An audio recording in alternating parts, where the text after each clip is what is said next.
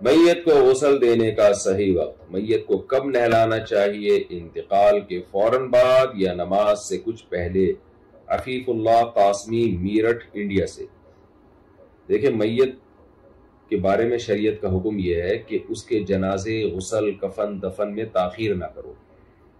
مسئلہ یہ ہے کہ ہمارے ہاں بھی ہم بہت ساری چیزیں غیر مسلموں سے لے رہے ہیں، اور وہی غیر مسلم والی رسومات۔ آپ کو پتہ ہے ابھی لندن کی ملکہ کا انتقال ہوا تو پتہ نہیں 10 دن لگا دی انہوں نے دفنانے میں۔ تو یہ غیر مسلموں میں یہ چیزیں ہیں، لیکن اسلام ان چیزوں کی آپ کو اجازت نہیں دیتا۔ سعودی عرب کے بادشاہ کو دیکھیں، جتنے بادشاہ سعودی عرب کے انتقال ہوا ہے، ایسے منٹوں کے اندر اور گھنٹوں کے اندر ان کی تجہیز و تکفین ہوتی ہے، بڑی سادگی کے ساتھ ان کو دفن کر دیا جاتا ہے۔ کوئی بہت زیادہ وی آئی پی پروٹوکول اور 21 توپوں کی سلامی اور یہ سب چیزیں کچھ بھی نہیں ہو رہی ہوتی۔ ہمارے نبی صلی اللہ علیہ وسلم نے، اسلام نے ہمیں کفن دفن کا طریقہ بتایا ہے، اس میں لاوارث نہیں چھوڑا ہمیں۔ دنیا میں ہر مذہب میں، ہر قوم میں جو میت کی مخصوص قسم کی رسومات ہوتی ہیں، عیسائیوں میں الگ ہیں، ہندوؤں میں الگ ہیں، سکھوں میں الگ ہیں، تو اسلام نے بھی ایک طریقہ بتایا ہے، ہمیں اس طریقے سے ہٹنے کی اجازت نہیں ہے۔ یعنی اگر کوئی یہ کہے نا کہ بھئی دوسرے طریقے سے کریں تو گناہ کیا ہے؟ گناہ یہی ہے کہ جب ایک اسلام نے ایک طریقہ بتایا ہے، رہنمائی کی ہے، تو آپ اس طریقے کو چھوڑ کیوں رہے ہیں؟ تو اس طریقے میں یہ ہے کہ کوئی بھی ہو، اچھا اس میں شہید کے حکام بھی بتائیں۔ اب شہادت کے بعد بعض دفعہ یہ ہوتا ہے کسی نے ملک کے لیے قربانی دی تو اس کو الگ طریقے سے دفن کیا جا رہا ہوتا ہے، یہ بھی غیر شرعی ہے۔ کیوں؟ اس لیے کہ شہادت کے لیے شہید کو کیا پروٹوکول دینا ہے وہ بھی اسلام نے بتا دیا۔ وہ پروٹوکول یہ ہے کہ بھئی اس کو غسل نہیں دیا جائے گا، اس کو کفن نہیں دیا جائے گا۔ یہ پروٹوکول بہت ہے کہ اس کو انہی کپڑوں میں دفن کیا جائے گا بس، لیکن دفن اس کو بھی جلدی کیا جائے گا۔ ایسا نہیں ہے کہ شہید کا انتظار کیا جائے اور کئی دن لگا دیں، فلانا آ رہا ہے تو ڈمکانا آ رہا ہے، کیونکہ یہ موت اور زندگی جو ہے یہ تو ایک نیچرل ہے نا، یہ کوئی اچھمبے کا کام تھوڑی ہوا ہے کوئی بندہ دنیا سے چلا گیا۔ اب غیر مسلموں کے ہاں تو یہ ہوتا ہے ایک بندہ دنیا سے گیا ہے تو پتہ نہیں کیا ہو گیا دنیا میں، ایک بندہ چلا گیا تو شاید نظام عالم خراب ہو جائے گا، کیا ہو جائے گا۔ تو وہ چلا گیا تو اس کو پھولوں کی پتیاں اور موم بتیاں اور گارڈ آف آنر پیش کیا جا رہا ہے، اور لوگ آ رہے ہیں زیارتیں کر کر کے جا رہے ہیں۔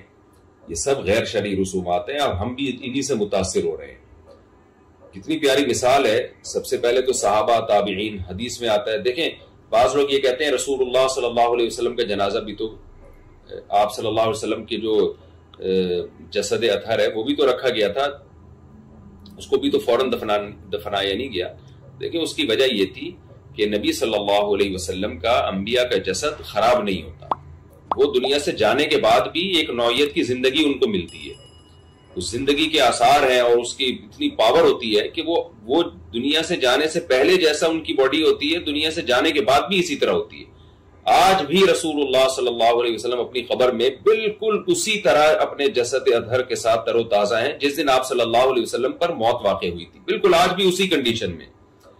تو انبیاء کا معاملہ الگ ہوتا ہے۔ پھر دوسری بات یہ کہ خلافت کا جو مسئلہ تھا وہ بہت اہم مسئلہ تھا، تو اگر خلیفہ چننے میں صحابہ تاخیر کر دیتے تو اس بات کا ڈر تھا، یعنی نبی صلی اللہ علیہ وسلم کی تدفین میں لگ جاتے اور خلافت کے معاملے میں تاخیر ہو جاتی تو اس میں بہت زیادہ خطرہ تھا کہ امت دو ٹکڑوں میں تقسیم نہ ہو جائے، کوئی تلواریں نہ چل پڑے، کیونکہ امیر کی سلیکشن بڑا ایک حساس معاملہ ہوتا ہے۔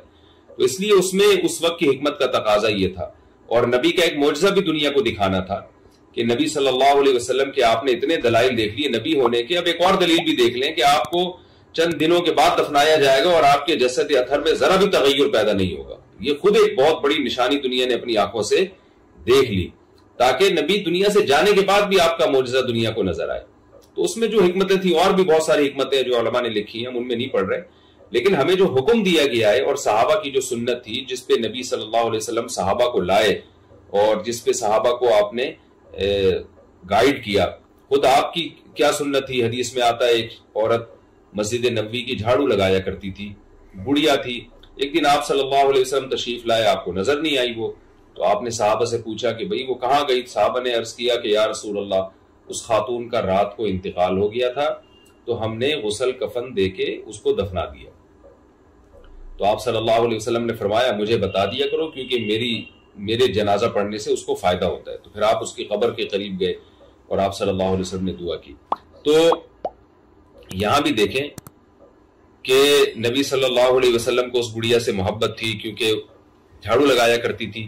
اس کے باوجود صحابہ کرام نے جب اس بڑھیا کا انتقال ہوا ہے تو نبی صلی اللہ علیہ وسلم کو جگانا بھی مناسب نہیں سمجھا کہ کوئی بات نہیں، رات کو انتقال ہوا ہے، رات ہی کو غسل بھی دیں گے، رات ہی کو کفن بھی دیں گے اور رات ہی کو دفن بھی کر دیں گے. ہمارے ہاں کیا ایران توران ہو رہا ہوتا ہے، فلانا آ رہا ہے تو فلاں ڈمکانا آ رہا ہے تو فلانا رشتہ دار آ رہا ہے. ساری چیزیں غیر مسلموں سے ہمارے سوسائٹی میں، انڈیا میں رہے ہم ہندوؤں کے ساتھ، اور اب یورپین کنٹریز کا اور مغربی دنیا کا ہم پہ اثر ہے، امریکہ کا اثر ہے، برٹش کا بھی. تو برطانیہ کی ملکہ کا جنازہ دیکھ لیا، 10 دن تک اس کو دفن نہیں کیا، تو اب یہ کلچر ہمارے یہاں شروع ہو جائے گا.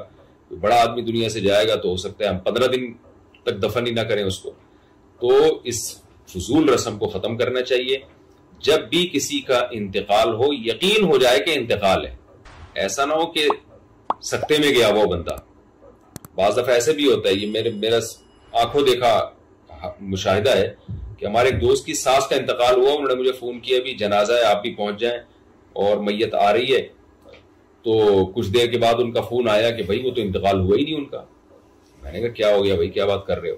کہتے ہیں بھائی وہ ڈیڈ باڈی لے کر آ رہے تھے ہم ایمبولینس میں، تو راستے میں نا کوئی اسپیڈ بریکر آیا یا کوئی بڑا جھٹکا آیا تو وہ ایک دم جب ایمبولینس اچھلی ہے. کراچی میں الحمدللہ یہ بہت سہولتیں ہیں وہاں پہ کہ کوئی سکتے میں ہو تو ایک دفعہ اس کو آپ کسی گاڑی میں بٹھا لیں یا کسی بس میں W11 میں یا 4J 4K وغیرہ میں آپ بٹھائیں تو سکتے سے نکل جاتے ہیں الحمدللہ. اور میت کو چیک کروانا ہو نا کہ سچی مچی میں مری بھی ہے کہ نہیں مری ہے یہ میت، ایسا تو نہیں سکتے میں آئی بھی ہو. تو اس کا بھی طریقہ یہ ہے کہ آپ ایک دفعہ کراچی میں اس کو کسی بھی گاڑی میں لے جائیں، بے شک آپ لینڈ کروزر میں لے جائیں تو کھڈے خود انشاءاللہ اس کو زندہ کر دیں گے. کراچی میں یہ الحمدللہ بہت سہولت ہے.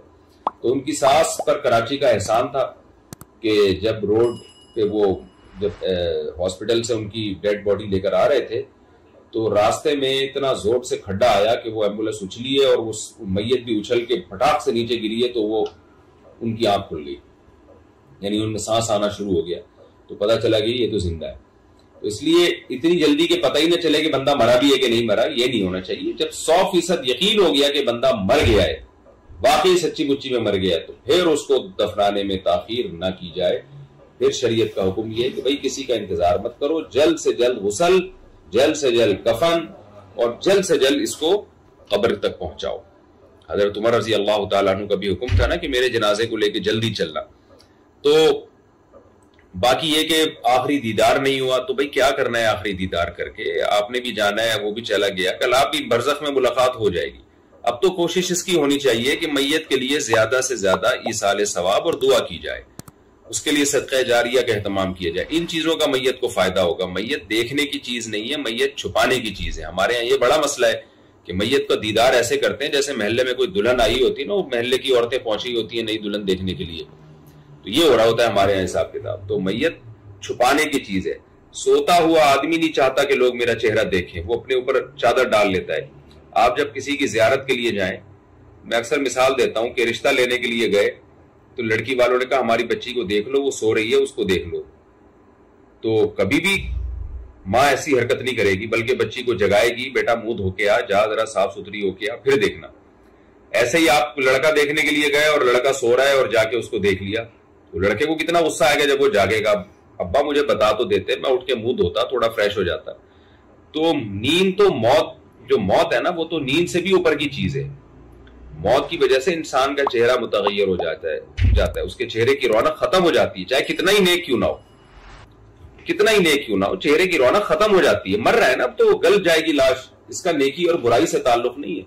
لوگ خام خواہ میں باتیں کر رہے ہوتے ہیں، ہائے مرنے کے بعد بڑا نورانی چہرہ. یہ فضول باتیں نہیں کرنی چاہیے. اعمال ہیں، چہرہ نورانی ہو یا ظلمانی ہو یا کچھ بھی ہو، عمل اچھا ہے تو انشاءاللہ اچھی بات ہے، عمل اچھا نہیں ہے تو کوئی فائدہ نہیں چہرے کے نور وور کا. اور نور مرنے کے بعد ختم ہوتا ہے، کیونکہ ابھی سڑنا ہے، اس نے ایک کیمیائی عمل ہے جس سے اس نے گزرنا ہے. یہ قدرت کا بنایا ہوا نظام ہے، اس کا اچھے برے ہونے سے تعلق نہیں. ہاں بعض لوگوں میں کرامت کا معاملہ ہو جاتا ہے، ان کے ساتھ ان کی کرامت کا اثر ہوتا ہے کہ ان کی میت گلتی نہیں ہے اور مرنے کے بعد بھی چہرہ متغیر نہیں ہوتا. وہ اللہ کسی بندے کے ساتھ ایسا معاملہ کر لیتے ہیں. تو میت دکھانے کی چیز نہیں ہے، میت چھپانے کی چیز ہے. اس لیے اس کا بہت اہتمام کرنا چاہیے کہ مرنے کے بعد کپڑا ڈال دیا جائے چہرے پہ. خاص قریبی لوگ ہیں، باپ، بیٹا، بیوی، یا بیوی کا چہرہ ہے تو شوہر، تو اس طرح کے قریبی لوگ تو چہرہ دیکھ لیں، اس کے علاوہ کسی کو بھی نہ دیکھنے دیا جائے کہ بھائی انتقال ہو گیا بس دفنانے کی فکر کرو. تو اس کا خاص خیال کرنا چاہیے. اس لیے میں نے تو وصیت کی ہوئی ہے کہ بھائی سب نے ہی دنیا سے جانا ہے، ہم نے بھی جانا ہے، تو مرنے کے بعد فوراً غسل کفن کر کے دفنانے کی کوشش کرو. لوگوں کی ہجوم لائنیں بنا بنا کے جو زیارتیں ہو رہی ہوتی ہیں، ساری غیر شرعی رسمیں، ان سب کو ختم کرنا چاہیے.